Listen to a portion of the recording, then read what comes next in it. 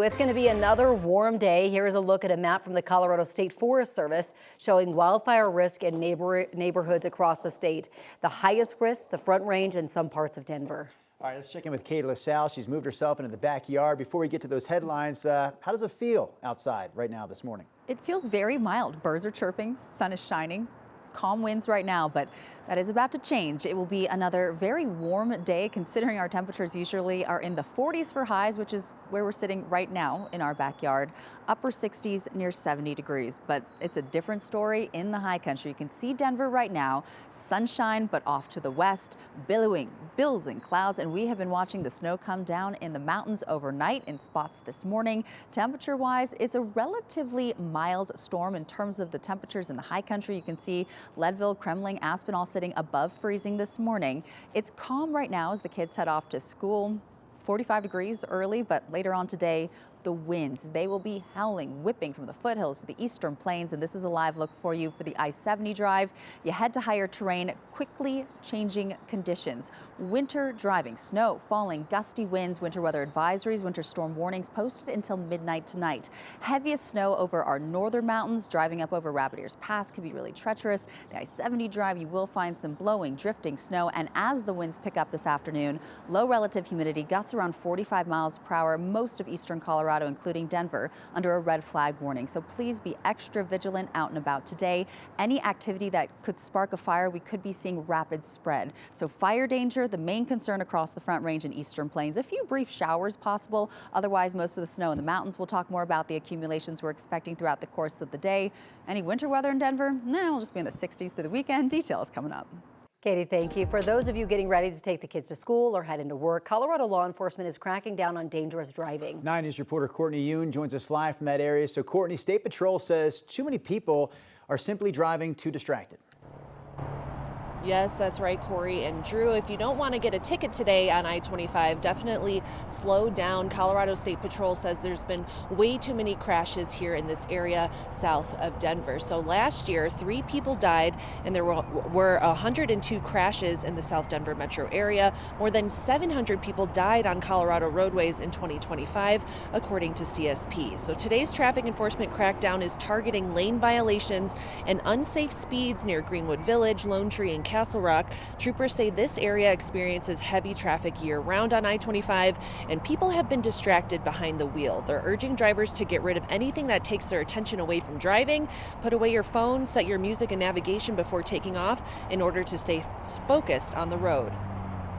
A lot of people are saying, well, I'm only doing 5 over, I'm only doing 10 over. And as much as that sounds, okay, it's not that bad. When you add that, well, I'm doing 10 over, but I'm also looking down at my phone. I'm doing 10 over, but I'm also being distracted by the radio, by the burger, by the passengers. Now that creates, 10 over can be deadly. Sergeant Alvarado also wants to remind drivers of Colorado's move over law. So if you see emergency lights or a vehicle with their hazards on the side of the road, you have to move over at least 1 lane over from that car. If you can't move over 1 lane, then drivers must slow down to a safer speed. Live along I-25, Courtney Yoon, 9 News. Thank you, Courtney. Crews are finishing up a major resurfacing project along Federal Boulevard in Denver and Adams County. CDOT says more than 5 miles of Federal from 92nd Avenue to I-70 have been upgraded with new sidewalks, curb ramps, updated traffic signals, and bridge repairs over Clear Creek. A fresh layer of asphalt also went down in October with final striping and signal work now wrapping up. CDOT says the smoother roadway should improve safety and make travel more efficient. Everyone in southeastern Douglas County is back home this morning after a grass fire broke out. The fire started around noon yesterday, about 10 miles south of Franktown. It burned more than 1,000 acres. There are no reports of injuries or damage to any buildings. The fire is now fully contained. It looks like voters in Greeley will bring a halt to the Cascadia project. A special election was held yesterday, asking voters about zoning rules for that project. The proposal includes a hockey arena for the Colorado Eagles, along with a water park, a hotel, and housing. As of this morning, the vote count shows more than 11,000 people want to repeal the zoning and halt the project, effectively removing it altogether, while about 9,500 people have voted for the project to continue. State health leaders are warning of a possible measles exposure. This comes after a person with the measles flew in and out of DIA and attended a church service in Littleton. Health officials say that person was fully vaccinated. The person flew into Concourse A Saturday morning on a Frontier Airlines flight from Miami. On Sunday, they attended a church service and reception at St. Mary's Catholic Church in Littleton.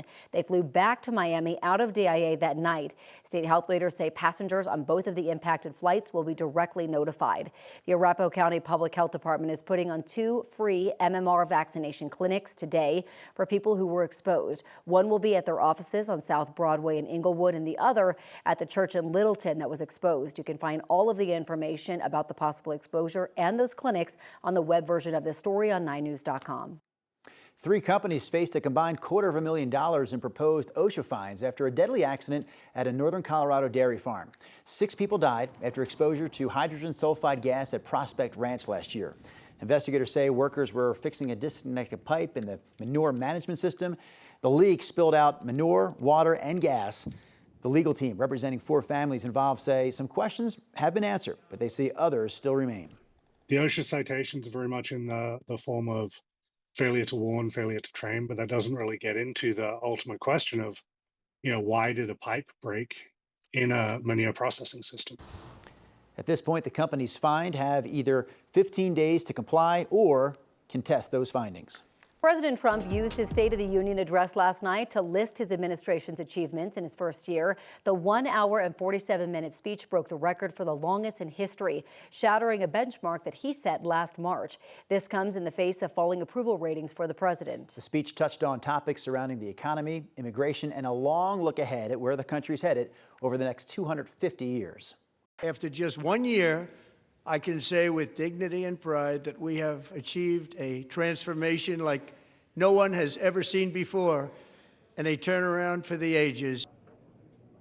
With the midterm elections coming up later this year, the president called on Congress to pass key pieces of his agenda.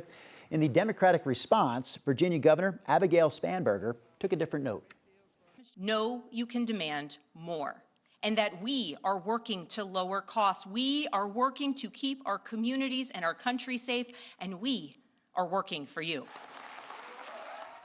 Closer to home, state leaders are sharing their thoughts in the address. In a news release, Governor Polis mentioned Trump's push to keep tariffs, saying, quote, "Tariffs are a tax, plain and simple, and families, farmers, and small businesses pay the price in higher costs."